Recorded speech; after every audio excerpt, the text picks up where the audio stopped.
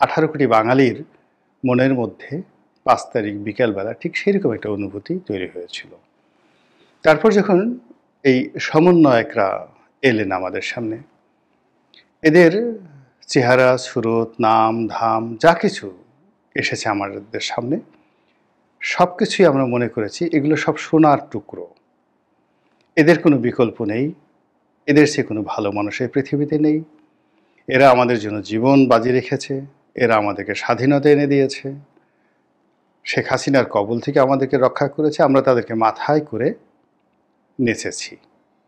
এখন কি আমরা তাদেরকে নাচতে পারছি মাথায় করে নিয়ে? এরপর যখন একটি সরকার গঠন হলো এবং সেই সরকারের কর্তা ব্যক্তিরূপে আমরা যখন ডক্টর মোহাম্মদ ইউনূসের নাম শুনলাম, উপদেষ্টা পরিষদে যখন আমরা আসিফ নজরুল সাহেবের নাম শুনলাম, ডক্টর সালেহ আহমেদের নাম শুনলাম, আমরা আনন্দে একেবারে উদ্বেলিত হয়ে পড়েছিলাম যে না না, এর চেয়ে ভালো কিছু আর হতে পারে না। এইবার হাজার বছরের বাঙালির যে দুঃখ এবং দুর্দশা সব দূর হয়ে যাবে। কিন্তু এখনো পর্যন্ত 60 দিন যায়নি, মানে 60 days নট ইভেন ওভার। আজকে আমি যে ভিডিওটি করছি এটি কবে প্রচারিত হবে আমি জানি না, তবে ডক্টর ইউনূস 8 তারিখে ক্ষমতা নিয়েছিলেন আগস্ট মাসের। তো সেই দিক থেকে আগস্ট, সেপ্টেম্বর, অক্টোবর মাসের 8 তারিখে তার 2 মাস পূর্ণ হবে। আমি ভিডিও করছি আজকে অক্টোবর মাসের 3 তারিখে। কিন্তু এর মধ্যেই আমাদের অনেকের মনে সেই আতঙ্ক দেখা দিয়েছে, যেভাবে সিঁদুরে মেঘ দেখলে অনেক মানুষ ঘরপোড়া গরু ভয় পায় সিঁদুরে মেঘ দেখলে। তা আমরা সেরকম ভয় পাচ্ছি। আমরা অতীতকালে বিভিন্ন মানুষের বিভিন্ন মিষ্টি কথা শুনেছি। এরশাদ সাহেবকে দেখেছি সততার পরাকাষ্ঠা হিসাবে সাইকেলে করে রাষ্ট্রীয় অর্থ বাঁচানোর জন্য তিনি কর্মস্থলে যাচ্ছেন। আহ, কি দেবতার মতো মানুষ! তিনি রোজ রাতে স্বপ্ন দেখছেন যে আজ রাতে আমি নামাজ পড়ব বাইতুল মোকাররমে, আজ রাতে নামাজ পড়ব আমি সিলেটে, এবং সেখানে গিয়ে তিনি হাউমাউ করে কান্নাকাটি করে বলছেন যে আমি আপনাদের এখানে এসেছি, আমি স্বপ্ন দেখেছি এই মসজিদে আমি নামাজ পড়ব। এর চেয়ে দেবতা, এর চেয়ে সত্যবাদী মানুষ আর হতে পারে না। আমরা আনন্দ উদ্বেলিত হয়েছিলাম, কিন্তু সেই এরশাদ আমাদেরকে কীভাবে কাঁদিয়েছেন আমরা সেটা দেখেছি। শেখ হাসিনা বারবার কেঁদেছেন, আমার বাপ মারা গিয়েছেন, ভাই মারা গিয়েছেন, এ জীবনে আমাদের আর কিছু পাওয়ার নেই, আমি আমার এই জীবনটি আপনাদের জন্য স্বর্গ করব।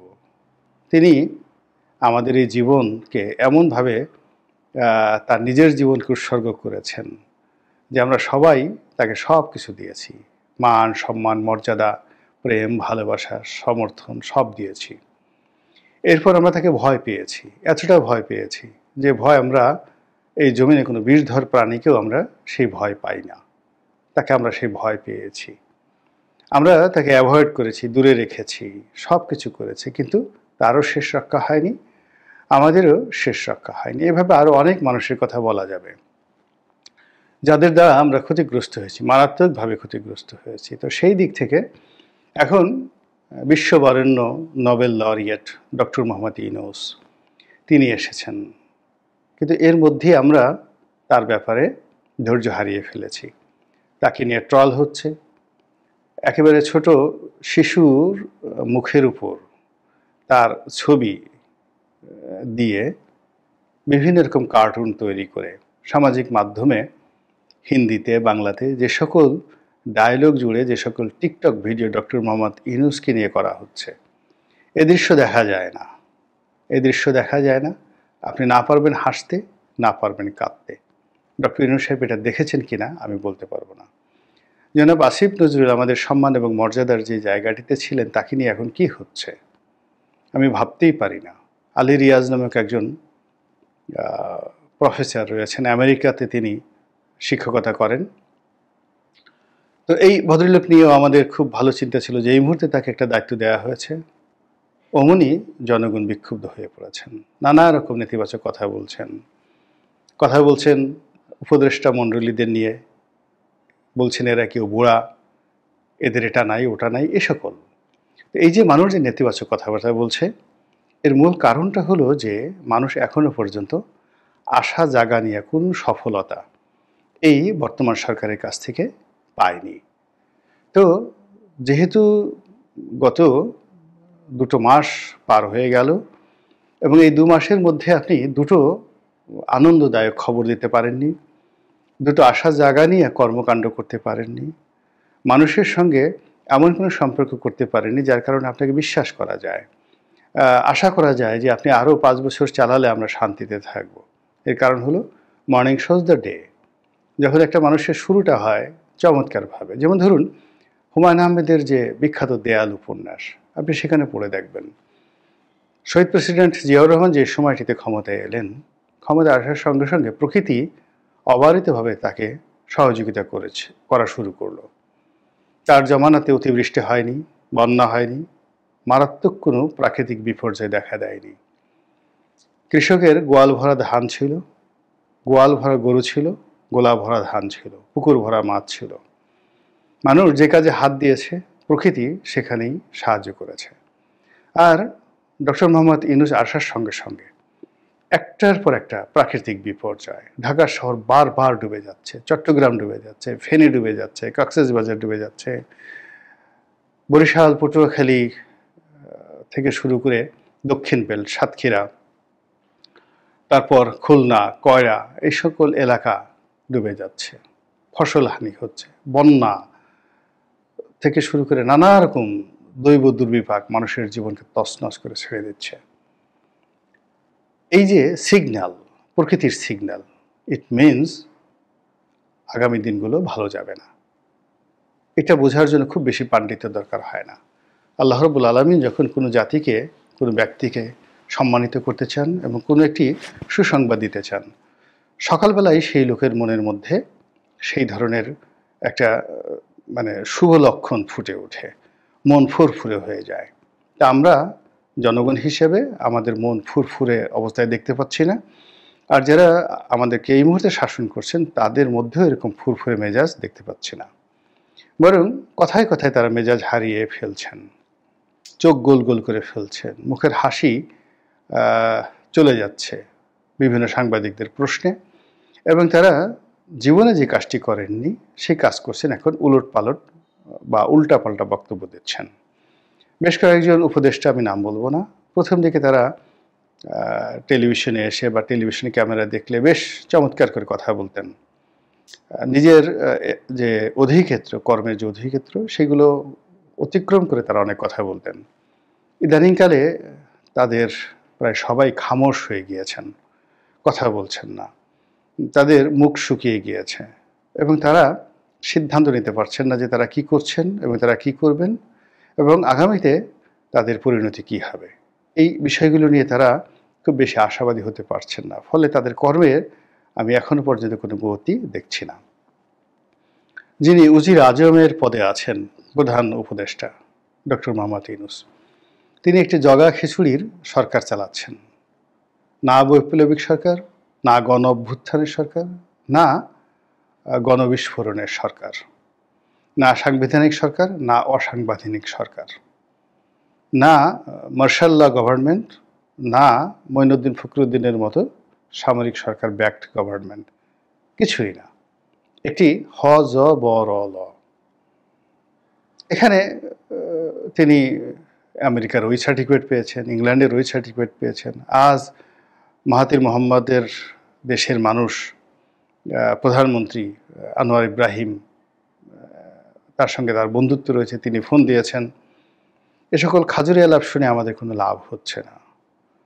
আমরা দেখতে চাচ্ছি যে তিনি আসলে সত্যিকার অর্থে রাষ্ট্রনায়ক হিসেবে কতটুকু সফলতা দেখাতে পারছেন। সেটি বলতে গেলে খুবই হতাশাজনক। তিনি বেশ কয়েকটি সাক্ষাৎকার দিয়েছেন এবং সব সাক্ষাৎকারগুলোতেই তিনি প্যাঁচ লাগিয়ে দিয়েছেন। তিনি অ্যাসোসিয়েট প্রেস ইন্ডিয়ার সঙ্গে একটি সাক্ষাৎকার দিয়েছেন এবং সেখানে ইন্ডিয়া বাংলাদেশ সম্পর্ক নিয়ে, শেখ হাসিনাকে নিয়ে, আওয়ামী লীগের রাজনীতি নিয়ে যে সকল কথাবার্তা বলেছেন খুবই আপত্তিকর, অরাজনৈতিক, উস্কানিমূলক। আবার সেই কথার উপর তিনি স্ট্যান্ড না নিয়ে মুহূর্তের মধ্যে গতি পরিবর্তন করে তিনি আবার চেষ্টা করেছেন ভারতে ইলিশ পাঠাতে, নরেন্দ্র মোদীর সঙ্গে বৈঠক করার জন্য, ভারতের সঙ্গে বন্ধুত্ব করার জন্য। ফলে তার আগের যে বক্তব্য সেটা তার জন্য বুমেরাং হয়ে পড়েছে, আর পরে যেটি বলেছেন সেটাও তার জন্য বুমেরাং হয়ে পড়েছে। এর কারণ হলো আপনি রাবারের মতো, আপনি যত বেশি টানাটানি করবেন এটার ইলাস্টিসিটি তত বেশি কমতে থাকবে। ডক্টর মোহাম্মদ ইউনূসের ইলাস্টিসিটিও ঠিক সেইভাবে কমে যাচ্ছে। This is one. এরপর তিনি আমেরিকাতে গিয়েছেন। আমেরিকাতে গিয়ে তিনি বেশ কয়েকটি পশ্চিমা গণমাধ্যমের সাথে সাক্ষাৎকার দিয়েছেন। নিউ ইয়র্ক টাইমস থেকে শুরু করে বেশ কয়েকটি আন্তর্জাতিক গণমাধ্যমের সঙ্গে সাক্ষাৎকার দিয়েছেন। I find nothing. কোনো কিছু সেখানে পয়েন্টিভ ছিল না, টু দি পয়েন্ট ছিল না, পয়েন্টিভ ছিল না, এবং প্রসপেক্টিভ ছিল না। কথাগুলো ইংরেজিতে বললাম, পয়েন্টিভ অ্যান্ড প্রসপেক্টিভ ছিল না। বরং সব কিছুর মধ্যে কীরকম যেন একটা এলোমেলো কথাবার্তা, লড়র ভড়র কথাবার্তা, এটা করব, ওটা করবে, এটা হবে, এটা হবে। এরপর তিনি অহেতুক কতগুলো কাজকর্ম করেছেন।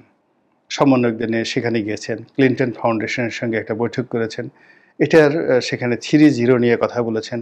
তো এখন ক্লিনটন ফাউন্ডেশনের সঙ্গে বৈঠক করা, বিল ক্লিনটনের সঙ্গে একটা অনুষ্ঠান করা, সমন্বয়কদেরকে মঞ্চে উঠিয়ে আমেরিকার মাটিতে কথা বলা, বলেন তো বাংলাদেশে 2 পয়সার উপকার হবে? আমাদের ফেনীর বন্যার কোনো উপকার হবে? সাভারের আশুলিয়ার গার্মেন্টসগুলো যে বন্ধ হয়ে আছে, শ্রমিক অসন্তোষ চলছে, কোনো শ্রমিকের ঘরে যে চুলা জ্বলছে না, এবং এই শ্রমিক যারা বেতন পাচ্ছেন, অনেক শ্রমিক, একজন দুজন নয়, এমন একটা অবস্থা। আমি জাস্ট একটা উদাহরণ দিই। আমার একটা গার্মেন্টস ফ্যাক্টরি আছে, তার পেছনেই বার্স বাংলাদেশ নামক একটি গার্মেন্টস আছে, বেশ বড়, প্রায় 20,000 লোক চাকরি করে, অনেক পুরনো, না হলেও 30 বছরের পুরনো একটা গার্মেন্টস ফ্যাক্টরি। এখন ধরুন সেই গার্মেন্টস ফ্যাক্টরি গত 3 মাস ধরে তারা বেতন দিতে পারছে না। এত পুরনো একটা গার্মেন্টস 3 মাস ধরে বেতন দিতে পারছে না কেন? শেখ হাসিনার জন্য, ডক্টর ইউনূসের জন্য, আমাদের জন্য, অর্থনীতির জন্য। 30 বছর যাবৎ তারা চালিয়ে আসছে, এখন তারা পারছে না। শ্রমিকের সব রাস্তায়, এই 20,000 শ্রমিক তারা খাবে কি বলেন? এই 3 দিন, 4 দিন, 5 দিন পুরো রাস্তা তারা অবরোধ করে রাখলেও কিন্তু তাদের তো বেতন হলো না, বিকল্প চাকরি হলো না। এই লোকগুলো করবে কি? আপনি কোটার বিরোধী আন্দোলন করেছেন, তারপরে ক্ষমতায় বসেছেন, আপনার তো খাবারের কোনো সমস্যা হচ্ছে না।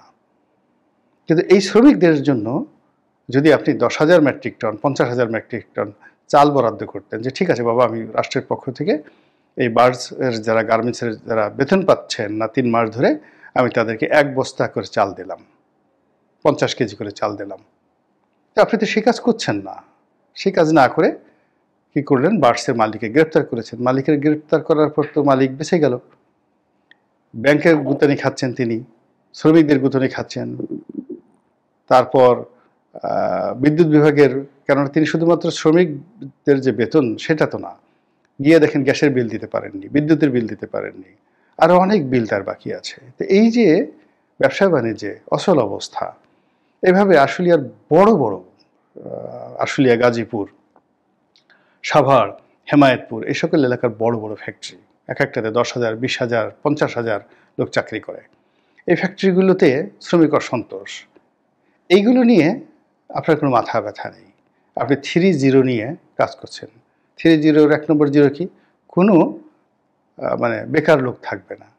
আরে বাবা, আপনি ক্ষমতায় ঢোকার সাথে সাথে বেকারের সংখ্যা বাংলাদেশে না হলেও 5% বেড়ে গেল, সঙ্গে সঙ্গে 5% বেড়ে গেল। আপনি বাংলাদেশে বেকারের সংখ্যা বাড়িয়ে দিলেন 5%, আর সারা দুনিয়াতে গিয়ে আপনি লেকচার দিচ্ছেন যে আপনি সেই বেকার সমস্যার সমাধান করবেন, এটা জিরোতে নিয়ে আসবেন। 3-0, কোনো কর্মহীন লোক থাকবে না। এর মতো ঠাট্টা, এর মতো মস্কারা, এর মতো চুলকানি, এর মতো খাউজেনি, এগুলো আছে বলেন? এই সমস্ত কি হচ্ছে? এই সমস্যাগুলো আপনাকে সমাধান করতে হবে। সমাধান করতে পারলে করেন, আর না হলে আসসালামু আলাইকুম, তাড়াতাড়ি চলে যান, 1 মিনিট দেরি করবেন না। এর কারণ হলো যে যত বেশি দেরি করবেন আপনার এই অযোগ্যতা তত বাড়তে থাকবে, আমরা তত বিপদে পড়বো, মুসিবতে পড়বো। যার যে কাজ তাকে সেই কাজ করা উচিত। কোকিলের কাজ কোকিল করবে, কাকের কাজ কাক করবে, তারপর গন্ডারের কাজ গন্ডার করবে, বাঘের কাজ বাঘ করবে, শিয়ালের কাজ শিয়াল করবে। আপনার কাজ হলো মাইক্রো ক্রেডিট নিয়ে কাজ করা। আপনার কাজ হলো সারা দুনিয়াতে মানুষকে স্বপ্ন দেখা, 3-0 নিয়ে গল্প করা। আপনার কাজ হলো অলিম্পিকের মশাল নিয়ে দৌড় দেওয়া। আপনার কাজ হলো নিকোলাই সার্কোজির সঙ্গে বসে কী করে অলিম্পিক যে খেলা হবে, সেই অলিম্পিক খেলার মধ্যে কি করে সোশ্যাল বিজনেস ঢুকিয়ে দেওয়া যায়, এই সমস্ত কথাবার্তা বলা, একটা বক্তব্য দিয়ে টাকা উপার্জন করা, এগুলো হলো আপনার কাজ। আর এই রাজনীতি করা, মিছিল করা, মিটিং করা, ঝাড়ু মিছিল, এগুলো ফেস করা, দুর্নীতিবাজ, অন্যায়কারী, জুলুমবাজ, এদের সাথে লড়াই করা, সংগ্রাম করা, এগুলো যদি না পারেন, দেরি করবেন না, প্লিজ দেরি করবেন না। আর অনুরোধ, আমরা আপনাকে সবসময় হাসি মুখে দেখতে চাই, স্মাইলিং ফেস। রাগ করবেন না, রাগ করলে মানুষকে ভালো দেখায় না। আপনি বঙ্গবন্ধুর নাম শুনে, ৭১-এর মুক্তিযুদ্ধের নাম শুনে, ভয় যাবে আমেরিকার যে সাংবাদিক প্রশ্ন করেছে, সেই প্রশ্ন শুনে যেভাবে আপনি চোখ গোল গোল করে ফেলেছেন, আমরা এই অবস্থা আপনাকে দেখিনি কখনো। আপনার এই দৃশ্য দেখে আমাদের খুব ভয় হচ্ছে। এর কারণ হলো, যারা নরম মানুষ তারা যদি রাগ হয়ে যায়, যারা দুর্বল মানুষ তারা যদি প্রতিহিংসা চরিতার্থ করতে চায়, সেটা খুবই ভয়ঙ্কর হয়, মারাত্মক ভয়ঙ্কর হয়। কাজেই আপনি দয়া করে চোখ গোল গোল করবেন না। মুখের যে পেশি, মাংসপেশি, এটিকে দয়া করে শক্ত করবেন না। আমরা আপনাকে ভালোবেসে, সম্মান দিয়ে, মর্যাদা দিয়ে লালন করছি, পালন করছি। আমাদের এই অসংখ্য দরিদ্র মানুষ, যারা আপনার গ্রামীণ ব্যাংকের সদস্য ছিল, যারা আপনার টাকা দিতে না পেরে অনেক আত্মহত্যা করেছে, কিন্তু আপনার বদনাম করেনি, আপনার বিরুদ্ধে একটা মামলা দেয়নি। আপনার ম্যানেজাররা, গ্রামীণ ব্যাংকের কর্মকর্তারা লোন না পেয়ে অনেকের বাড়ি ঘর তছনছ করে ছেড়ে দিয়েছে, অনেকের পরিবার তছনছ করে ছেড়ে দিয়েছে, কিন্তু কেউ, কোনো পরিবেশবিদ, কোনো আইনজীবী, কেউ কখনো আপনার বিরুদ্ধে একটা মামলা করেনি। কিন্তু এই ঘটনা ঘটেছে শুধুমাত্র হুজুর যারা আছে, তারা আপনাকে, আপনার সুদ গ্রহণ করা বা এই আপনি মেয়েদেরকে একটু বেপর্দা করেছেন, এইগুলো নিয়ে একটু ওয়াজ নসিহত করেছি, এতটুকু পর্যন্ত। কিন্তু আমরা এর বাইরে সবসময় আপনাকে সম্মান করেছি, এবং এই কর্মকাণ্ড সারা দুনিয়ায় দেখেই কিন্তু আপনি নোবেল পুরস্কার পেয়েছেন। আর নোবেল পুরস্কার পাওয়ার পর আপনারও মনে হয়েছে যে আপনি পৃথিবী চালাতে পারেন, সারা দুনিয়া থেকে আপনি এই 3-0 থিওরি অনুযায়ী সব কিছু দূর করতে পারেন। আপনি সামাজিক ব্যবসা বাণিজ্য করতে পারেন, মানুষের মধ্যে দেবত্ব ছড়িয়ে দিতে পারেন, কেউ লাভের জন্য কোনো কাজ করবে না, বিনা স্বার্থে কেবল সোশ্যাল বিজনেস করবে। তো আপনি এই যে প্রচার করছেন, সেই প্রচারের প্রেক্ষিতে আমাদের মনে হয়েছে আপনি দেবতা। তো দেবতা কখনো রাগ করে না, দেবতা কখনো মেজাজ হারিয়ে ফেলে না, দেবতা হাসে।